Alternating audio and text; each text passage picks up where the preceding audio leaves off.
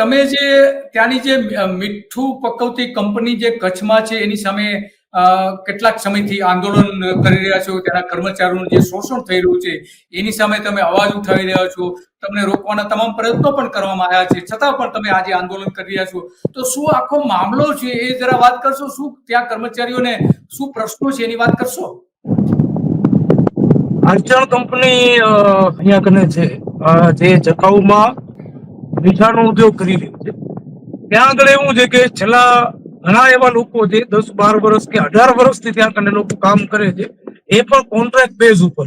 હવે contract base ઉપર કામ કરતા હોય સ્વાભાવિક છે કે વચમાં જે કોન્ટ્રાક્ટર હોય, વચોટિયો એ જે મૂળ રકમ હોય એનામાંથી ઓછી આપતો હોય. એટલે માની લ્યો કે 12,000 થી કરીને 14,000 સુધી પગારમાં ત્યાં કને છેલ્લા 10 વર્ષ, 12 વર્ષ અને 18 વર્ષથી લોકો કોન્ટ્રાક્ટ બેઝ ઉપર કામ કરી. પછી ત્યાંના જે કોન્ટ્રાક્ટર છે એ 2-3 મહિનાનો પગાર આપતા જ નથી. કે જે 12-15 હજાર રૂપિયા કમાવા વાળો વ્યક્તિ એ 2 મહિના, 3 મહિના છોડો, 1 મહિનો પણ જો એને પગાર ન મળે તો એના ઘરમાં રોટલા ન બને, એ 100%ની વાત છે.